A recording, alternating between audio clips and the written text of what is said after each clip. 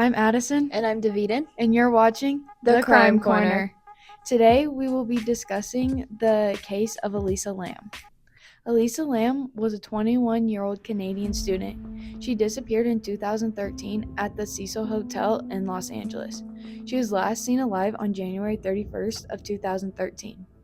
At this time, she was in the middle of her undergraduate degree at the University of British Columbia. Classmates described Lam as one of the friendliest people they knew. However, they reported that she struggled with mental health issues. Lam would share these issues on her blog, and in 2012, she posted that she had been experiencing a relapse. Lam had been diagnosed with a bipolar disorder, and she had been prescribed several kinds of medications to help treat her condition. However, Lam's family stated in 2021 that Lam had a history of not taking her medication. There had been times where Lam was dealing with hallucinations and delusions if she didn't take her medication. She was hospitalized at least one time for her condition. On the day that Lam went missing, there was a video of her in a hotel elevator, and the video went viral when it was released to the public during the investigation. The video showed the elevator doors didn't close. The footage shows that Lam was pushing multiple buttons and that she was talking to someone unseen. The video showed that her movements were strange and she jumped in and out of the elevator. After that, she just vanished. Weeks later, on February 19th, 2013, Lam's body was found. There were numerous complaints from hotel guests about weak water pressure and the water being discolored. A maintenance worker inspected the rooftop tanks. There, he discovered Lam's nude body inside one of the tanks. Her death was ruled as an accidental drowning.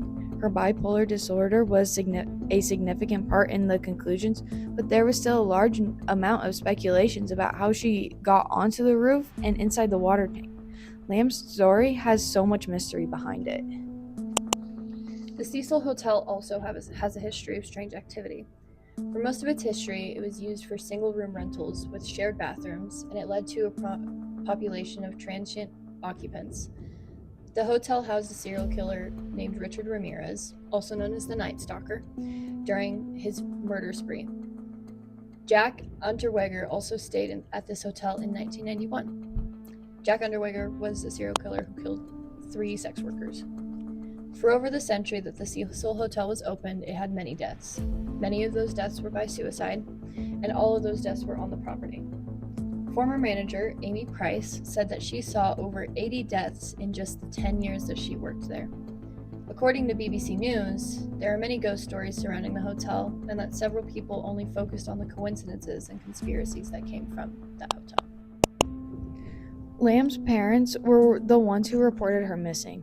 Her parents were trying to get in touch with her, but after a short period of time without being in contact, her parents called the LA Police Department. According to BBC News, because the Cecil Hotel was in the heart of downtown LA, Lam's parents were extremely worried that she fell in with the wrong crowd. Both of Lam's parents and her sister headed towards California to help search.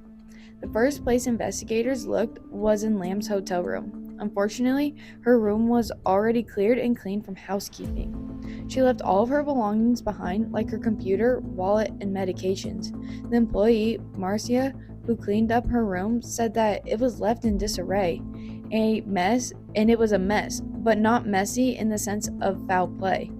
There was also no evidence of any forced entry in the room, or there were no findings of drugs either. In the meantime, investigators began to put together Lam's trip and where she was at from her blog. The whole hotel, including the basement and rooftop, were being searched by scent trafficking dogs. These dogs used the scent from Lam's room to track where she had gone. According to Marcia, the dogs followed the scent all the way to the large window that led to the fire escape. Investigators tried to review security footage to try and find where Lam could have gone. The main footage that they found was the one where she was in the elevator. 2 weeks after the investigators found that footage, they decided to release it to the public in hopes that they could help find something within the footage. However, that's not what happened. The footage just led to even more conspiracy theories from the public that led to little to no help in the investigation. Guests from the hotel just then started complaining about water quality and pressure. February 19th, Santiago Lopez, a worker at the hotel, went to try to figure out what was causing all these issues with the water. He went to check the water tanks on the roof of the hotel. This is when he noticed that one of the latches was undone to the water tank. He opened the tank only to find Lam's body inside. All of her clothes had sunk to the bottom of the tank as well. The hotel had 4 water tanks, and Lopez thought maybe just one of them was clogged. To get to the main tank, there was a ladder, and Lopez said that when he opened the tank, Lam's body just floated up and she looked like she was a ghost. After Lamb's body was found, the investigation still continued. The water tank and the area around it was fingerprinted and searched, but officers came up empty-handed. Investigators sent her body in for an autopsy, but that showed that there was no struggles or injuries that could have led to her death. There was also no evidence of sexual assault or drugs in her system. This allowed investigators to rule out third-party involvement. It would have been nearly impossible for someone to force Lam into the water without injuring her. Because there weren't any cuts, bruises, or markings, the likability of someone doing this to Lam is not possible. After a while, investigators learned that the levels of bipolar medication in Lamb's system were a lot lower than they should have been. When investigators were looking at Lamb's belongings, they found a large amount of her medication that in the bottom of her bag, showing that she may have not been taking any of it. The forensic pathologist Dr. Jason Torver explained that it was almost certain that Lam was not taking her correct dose of medication. This led to investigators believing that Lam could have been experiencing a psychotic episode. Lam's sister was able to confirm that her actions in the elevator were consistent with previous episodes that Lam had in the past. These previous episodes consisted of where Lam was afraid someone was following her, which explains why she was acting the way she did in the footage. Her sister explained that when Lam had an episode before, she would hide, and one time Lam hid under a bed. Detective Greg Calding said that it makes sense. Lam could have been having one of her episodes, so she made her way up to the roof, and the water tanks would have been the perfect place to hide. Authorities from California believe that Lam used the fire escape to reach the roof to then climb into the water tank. The investigators believe that Lam attempted to stay afloat for as long as she could. She removed her clothes in the process to make it easier for her. Investigators ruled her case as an accidental drowning. One of the theories from Lamb's case was that she was murdered. Because of her strange behavior in the elevator, many believe that she was murdered after being followed around. Since she was found without any clothes on, many people think that foul play was involved. Others think that since she was a young woman, she would have been unable to open the lid to the water tank. Another theory that people have on Lamb's case is that she died as a result of suicide because of her many mental health disorders. A quote from Lam stating, "No matter how much I feel, I'm not going to let it out. If my heart starts going crazy, I'm not going to tell everyone in the world about it. It doesn't help anything. It just makes everyone's life worse." Another theory was that someone from the hotel was in on her death. Many think that this is because of the video footage from the elevator. The video keeps rolling, but the timestamps are blurred, so some think that someone tampered with them. Another coincidence is that the bookstore is where Lam was last seen by a person. The postcode of the bookstore is the exact spot where Lam was buried. Most of these theories could be the reason for her death. What do you think happened to Lam, Madison? Honestly, the way the authorities ruled her case, I think they were correct. Because, it makes the most logical sense where, she wasn't taking her correct amount of medication, and where her sister said that she had episodes where she would, try to hide. Yeah. In theory, the water tanks would have been, a great place to hide. Who's gonna check that? Yeah. So, I think they ruled it correctly. But I also think the theory about how she was murdered was just interesting. Yeah, absolutely. I also think that they ruled it correctly. I mean, the girl wasn't taking her medication, and, she was struggling with hallucinations, and hallucinations can do a lot to a person's brain.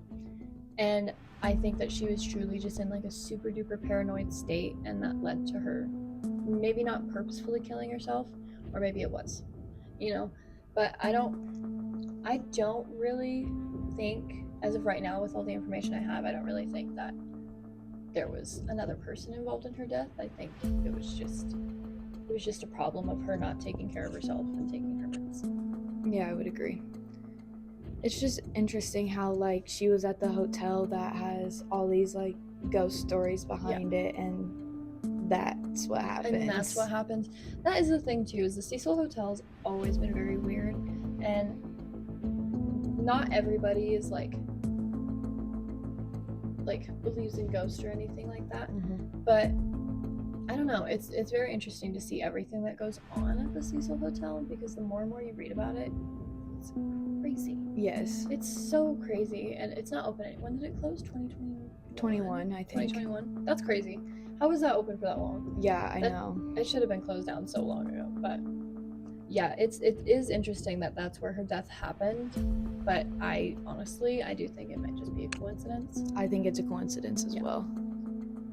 What do you think the moral of this case is? The moral of this case, well, honestly, I remember reading about how her family reported her missing because she hadn't called them like she always does, because she was a person that called her parents every day. Yes. And they didn't. And honestly, if I was a parent and it was my routine to call my child every day, I think I would do the same thing. So what I truly believe the moral of the story is, like, check up on your family.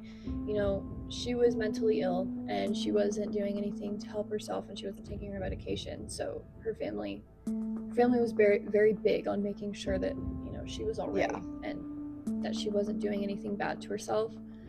And I also just think it's important for people to also take care of themselves and to make sure that they don't end up in a situation like this because of whatever mental state they might be in.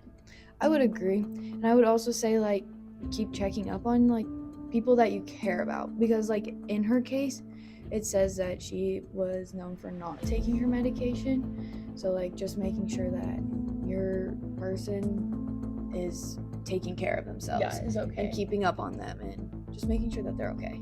Yeah, absolutely. I agree. That was the case of Elisa Lam. Hope you enjoyed. Yes, thank you so much for watching.